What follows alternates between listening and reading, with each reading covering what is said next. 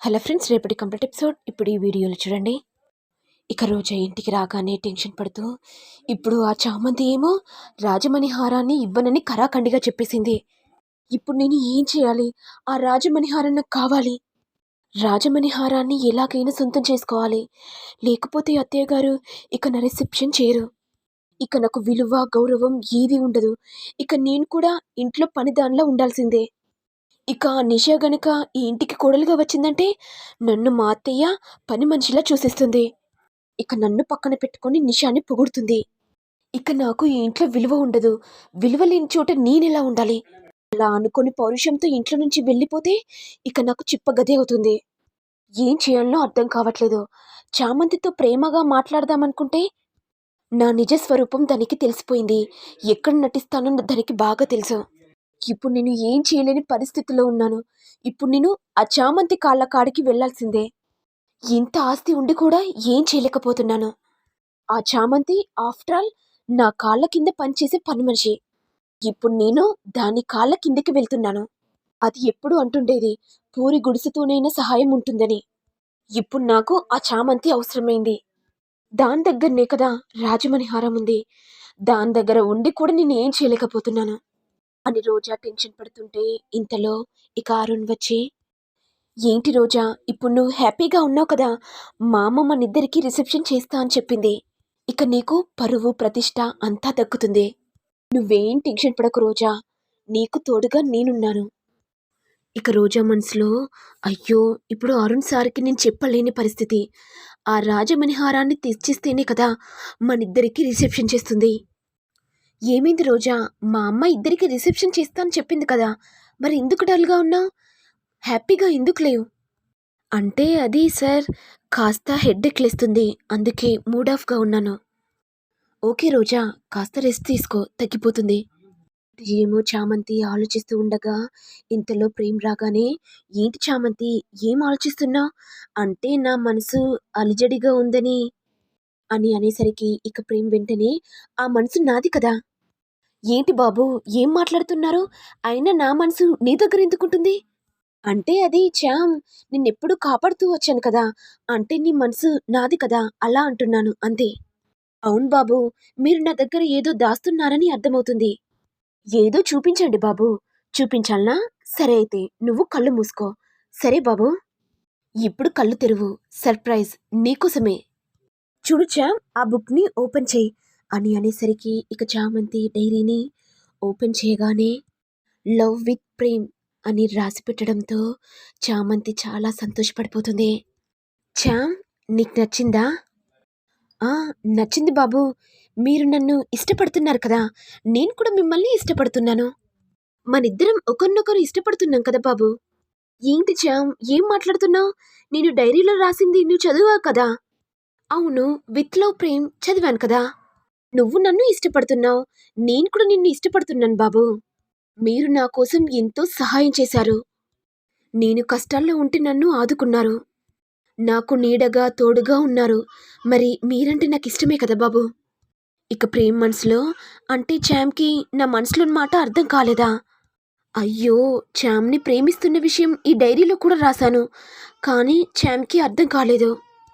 ఎలా చెప్పను నేను ప్రేమిస్తున్న విషయం అని ప్రేమ్ మనసులో అనుకుంటుండగా, ఏమైంది బాబు, ఏం ఆలోచిస్తున్నారు? ఏం లేదు చామ్. నీకో విషయం చెప్పనా బాబు, నాకేదైనా ప్రాబ్లం డౌట్ వస్తే ఇక యశ్వంతే సాల్వ్ చేస్తాడు. ఏంటి చామ్, మధ్యలో యశ్వంతుని ఎందుకు కలవరిస్తున్నా? అయినా వాడి గురించి ఎందుకు తీస్తున్నావు? ఏంటి బాబు, నేను యశ్వంత్ గురించి తీస్తే మీకెందుకంత కోపం వస్తుంది? ఇంతలో చిట్టి వచ్చి, ఎందుకంటే ఈర్ష్య కాబట్టి. యశ్వంత్ అనే పేరు ప్రేమ్కి నచ్చదు కాబట్టి. అవునా బాబు, చిట్టి చెప్పినట్టుగా యశ్వంత్ పేరంటే మీకు నచ్చదా?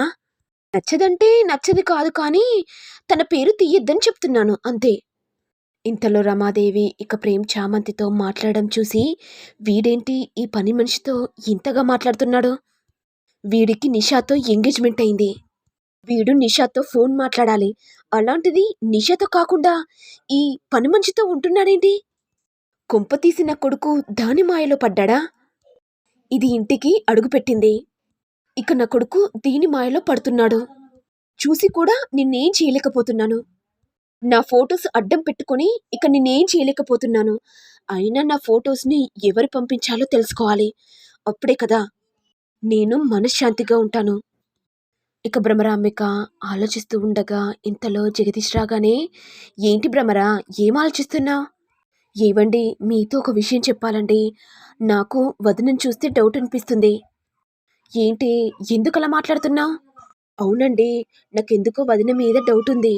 "ఏంటిదో స్పష్టంగా చెప్పే, అప్పుడే అర్థమవుతుంది." "అయ్యో నా పిచ్చి మొగుడా, వదినకు రాజముని హారం అంటే పిచ్చి, ప్రేమ. అలాంటిది ఆ రోజా రాజ సంస్థానానికి చెందిన మనవరాలు కదా." "అవును, నిజమే. మరి ఆ రోజా రాజమణిహారాన్ని తీసుకొస్తే ఇక వదిన ఈ ఇంటికి పెద్ద కోడలిగా అంగీకరిస్తుంది. మరి మన బిడ్డ పరిస్థితి ఏంటో ఒకసారి ఆలోచించండి." "అయ్యో భ్రమరా, నువ్వెందుకు టెన్షన్ పడుతున్నావు? అప్పట్లో రమాదేవి రాజస్థావరంలో పని మనిషిగా పనిచేసే ఫొటోస్ నా దగ్గర ఉన్నాయి. నా దగ్గర తేడాగా ప్రవర్తిస్తే నేనెందుకు ఊకుంటాను భ్రమరా? ఇక ఫొటోస్ చూపించి బ్లాక్మెయిల్ చేస్తాను. అప్పుడు అరుణ్ నా బిడ్డను ఎలా పెళ్లి చేసుకోడో నేను కూడా చూస్తాను." "అవునండి, మీరు చెప్పేది కూడా నిజమే. మీ ప్లాన్‌లో మీరుండండి. లేకపోతే ఆ రమాదేవి కుట్రతో మనిద్దరిని బయటికి గెంటేస్తుంది. మనం కూడా కాస్త జాగ్రత్తగా ఉండాలండి." "అవునే, నువ్వు చెప్పేది కూడా నిజమే. నేను కూడా నా చెల్లెమ్మ దగ్గర కాస్త జాగ్రత్తగా ఉంటాను." ఇటు ఏమో చంద్రిక బాధపడుతుండగా ఇంతలో చామంతి వచ్చి, "ఏంటత్తా, ఎందుకు బాధపడుతున్నావు?" "ఏం లేదే, నీ గురించి బాధపడుతున్నాను." "అయినా నా గురించి ఎందుకు బాధపడుతున్నావత్తా? జ్యూస్‌లో పాయిజన్ కలపలేదని అమ్మగారికి తెలిసిపోయింది కదా! అందుకే నేను నిర్దోషి అని అమ్మగారు నన్ను ఇంటికి ఆహ్వానించారు. మళ్ళీ నేను చదువుకుంటున్నాను. చాలా సంతోషంగా ఉందత్తా." అప్పుడు చంద్రిక మనసులో, "పిచ్చిదానా, అమ్మగారు నిన్ను బయటికి వెళ్ళగొట్టాలని ప్లాన్ చేసింది. నేను నిన్ను కాపాడుకోవడానికి లెటర్‌ని రాశాను. అందుకే కదా అమ్మగారు నిన్ను ఇంటికి ఆహ్వానించారు." "ఏంటత్తా, ఏం ఆలోచిస్తున్నావు?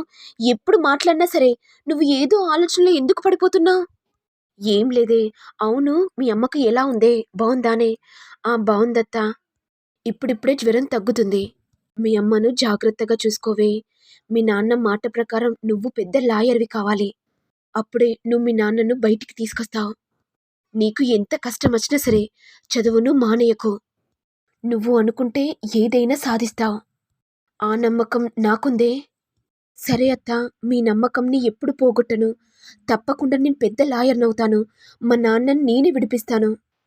ఇక నేను లాయర్‌నయినందుకు మా నాన్న చాలా సంతోషపడిపోవాలి. ఇక నేను పేదవాళ్ళందరికీ సహాయం చేయాలి. నాలాగా ఎంతమంది కుమిలిపోతున్నారో. నువ్వు తప్పకుండా పెద్ద లాయర్‌వవుతావే, నాకు నమ్మకముంది." అని చంద్రిక అంటుంటే ఇదంతా రమాదేవి విని, "ఏంటి? ఇది చామంతిని బాగానే పొగుడుతుంది కదా! ఇది పెద్ద లాయర్ అవుతుందా? నేనుండగా ఇది ఎలా లాయర్ అవుతుంది? కలలు కనండి, కలలు మాత్రం నిజం కావు." అని రమాదేవి మనసులో నవ్వుకుంటుంది. మరి నెక్స్ట్ ఎపిసోడ్‌లో ఏం జరుగుతుందో చూడాలి. మరి మీకు వీడియో గనుక నచ్చినట్లయితే లైక్ చేయండి, షేర్ చేయండి, సబ్స్క్రైబ్ చేయండి. Thank you all.